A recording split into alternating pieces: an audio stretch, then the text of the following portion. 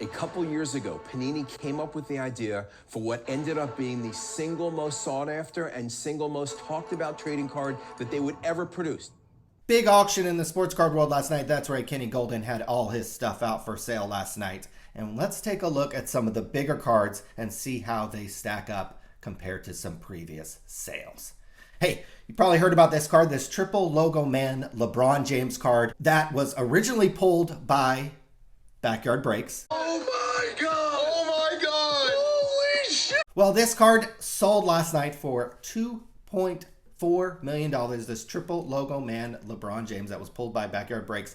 It checks in for me as the number 10 highest selling card of all time. You can check the link in the video description for that complete list. Actually, there's about 14 cards now. The way I keep track of things, it checks in at number 10. The way other people maybe keep track of things, it comes in a little bit lower on the list. Probably two schools of thought with this card. One, that it was overhyped, and we heard selling prices of 5 to 6 millions, which would have put it amongst the highest priced cards of all time, which to me would have been a surprise. The other school of thought is, hey, this thing sold for $2.4 million. For me, it's the number 10 highest selling card of all time. That's pretty good, considering there's probably other LeBron James cards, hardcore fans of his or big-time card collectors would probably rather have nicer looking cards than this. But $2.4 million for this card, actually pretty darn good in my eyes. So I'm probably 50-50 split. Yes, it was probably overhyped, but some of that hype is to drive business and drive attention to the other auctions in the Ken Goldin experience that was last night. So let's take a look at some of those other cards that sold. How is the market holding up? We had a video about a week ago that kind of talked about that, it was getting a little soft. Well, let's take a look at some more high-end card. Here's this Magic Johnson Larry Bird 1980 Topps rookie card, PSA 10 gem mint grade. Checked in at $660,000. That is well off previous sales, $840,000 and about $800,000 in October of 2021. So this card is checking in almost $200,000 off its highs. And this is one of the premier cards in the auction besides the LeBron triple logo man and a couple other nice pieces that were in the Ken Goldin auction. So well off the highs there. How about Michael Jordan rookie card, a card, kind of a bellwether card that a lot of people point to that had a huge rise during the COVID sports card boom, whatever you want to call it. Well, this card, PSA 10 version of this card, last night sold for $204,000. That is off previous sales of around $228,000, $225,000 over the last three sales. So a dip in the Michael Jordan PSA 10 rookie card market. What about Steph Curry? Just won a finals MVP, and his cards continue to slide. We looked at this card in a PSA 10 version, I think on one of our episodes last week, and it was off about $100,000. Well, here it is in a BGS 9.5 version. This is the refractor version, number to 500 is Topps Chrome rookie card. We're off of the highs off of some previous sales from a few months ago of around $50,000, $39,000, $46,000, $44,000, $38,000.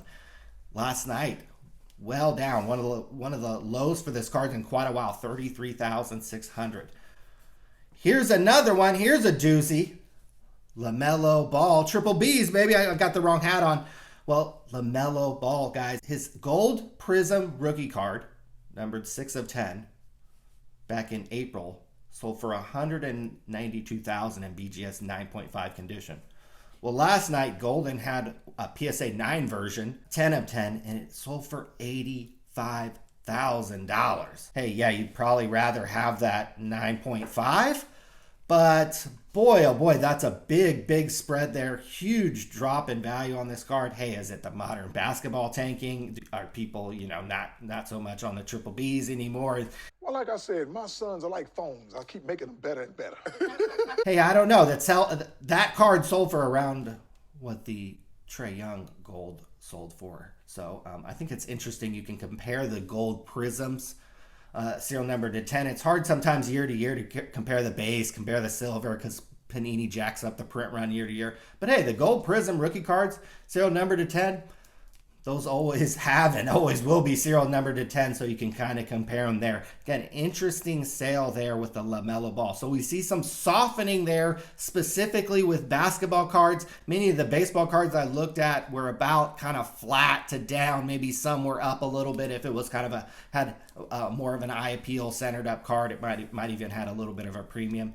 Let's take a look at 2 football cards that did, in my opinion, fairly well, or at least bounced off the lows a little bit. 86 Topps Jerry Rice rookie card, PSA 10. These were selling for over 100,000 a few earlier this year. Kind of a hyped up card that has had a meteoric rise and has seen a little bit of a slippage. Again, last sale that I have on 425 was 81,000. Well, hey, this bounced off of this and sold for 85,200. So probably good news there. You aren't seeing a whole lot of basketball cards bounce off the lows. They just keep like going lower and keep making new lows. Hey, this football card kind of bounced off, you know, the lows there a little bit. How about a guy who threw a lot of touchdown passes to Jerry Rice, Mr. Joe Montana? You see this again, this card bouncing off the April and May lows of 84,000 and 70,000. This was a card that was selling for over 100,000. I have this card in a BGS 7, and I actually bought recently a CSG 6 that looks like almost identical to the BGS 7 I have. So it's rare that I actually talk about a card that I actually own. I don't own a PSA 10. That would be awesome if I did. But again, we're seeing maybe football kind of bottom out, or at least these 2 particular cards and some other baseball cards I looked at were kind of bounced off the lows a little bit, and we're kind of holding steady a little bit closer to some of their previous sales, where some of these basketball cards we looked at, Magic Johnson card is couple 100,000 almost off its previous highs. So interesting stuff. We'll be back next week, talk more about the sports card world. What do you think about the sports card market? Where do you think it's going to go? Is it going to bounce off some of these lows? Are some of these basketball cards going to recover? Is football going to see a run up into the season? Anybody in the baseball card world, the modern world, going to grab anybody's attention? Let me know. And until next time, be good.